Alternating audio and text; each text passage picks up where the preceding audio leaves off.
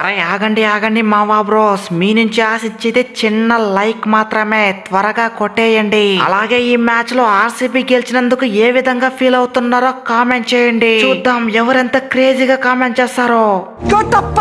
రాజ్మాత సమర్ శంఖ్ ఫూక్ దో. అరే ఈ match captaincy చేసింది ఎవరు? నేను. లక్నో వాళ్ళతో కొట్టించుకున్నది ఎవరు? నేను. అలాగే లాస్ట్ వరకు ఉండి మ్యాచ్ గెలిపించింది ఎవరు? నేను. ఆర్సీబీని టాప్ 2 లో అడుగు పెట్టించింది ఎవరు? నేను. జితేష్ అంటారా బాబు, కథ మొత్తం ఖతర్నాక్ ఉంటది. అరే ఏమైంది భయ్యా మీకు? ఒక్కడంటే ఒక్కడికా సరిగ్గా బౌలింగ్ వేయకుండా 227 రన్స్ కొట్టించుకున్నారు. లేక సెంచరీ కొట్టా ఈజీగా మ్యాచ్ గెలుస్తాము అనుకున్నా, కానీ మిమ్మల్ని నమ్మినందుకు బాగా నాకిచ్చారు. పోతా ఆర్సీబీకి ఆఫ్ పెట్టేసిపోతాము అనుకున్నా, కానీ మీ నుంచి వాళ్ళని టాప్ 2 లో అడుగు పెట్టేలా చేసిరి.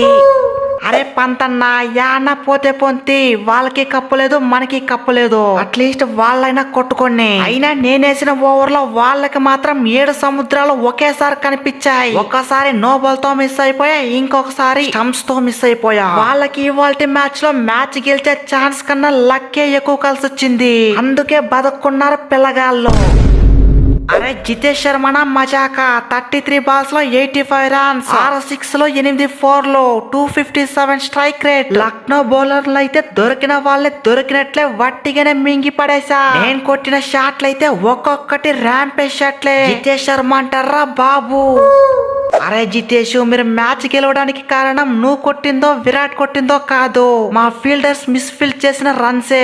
మీరు కొట్టింది 180 170 రన్సే, మిగతాదంతా ఎక్స్ట్రాలే. ఎక్స్పెషల్లీ రూక్ గాడ్ అయితే మరీ దారుణం, బౌలింగ్ లను రన్సే ఫీల్డింగ్ లను రన్సే. అరే చేతికేసిన రన్ అవుట్ కూడా మిస్ చేసిండు, లేకపోయింటే దర్జాగా కాలర్ ఎగరేసి మ్యాచ్ గెలిచే వాళ్ళము.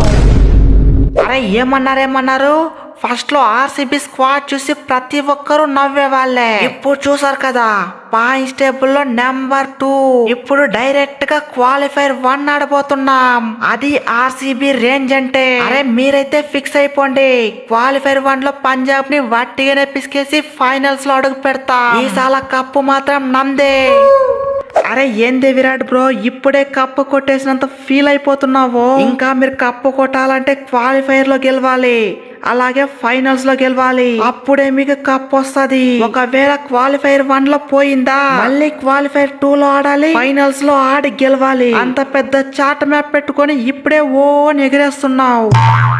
అరే ఏంది భయ్యా పంతో, ఇంత పెద్ద బొక్క పెట్టావు మాకి? మ్యాచ్ గెలవరా స్వామి అంటే మ్యాచ్ గెలవనీయకుండా సెంచరీ కొట్టా. నువ్వు కొట్టిన సెంచరీ రికార్డులో తప్ప ఏ ఇంటికి పనికిరాదు. అదేదో ఆర్సీబీనన్నా ఓడిచింటే ఇంటికి పోతా ఆర్సీబీని కుప్ప కూల్చామనే పేరన్నా వచ్చేది.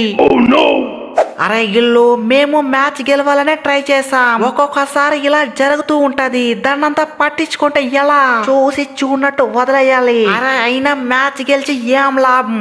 నేను సెంచరీ కొట్టా, ఫామ్ లోకి వచ్చా, అది చాలు. నెక్స్ట్ సీజన్ సాయి శక్తిలో కష్టపడతా, లక్నోకి కప్పు కొట్టిస్తా, అలాగే మా గోయంక్ మామని హ్యాపీ చేపిస్తా. Come on my dear Virat bro, చూద్దాం ఎవరు ఎంత మంచిగా మ్యాచ్ గెలిచి ఎవరు ఫైనల్స్ లో అడుగు పెడతారో.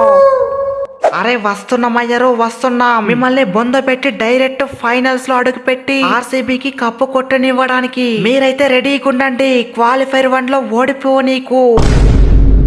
అదరా నాన్న వీడియో నచ్చితే వీడియోని గట్టిగా లైక్ చేయరా, అలాగే సబ్స్క్రైబ్ చేయడం మాత్రం మర్చిపోకరా నాన్న. మళ్ళీ ఇంకొక వీడియోలో కలుసుకుందాం రా, అంతవరకు టాటారా నాన్న.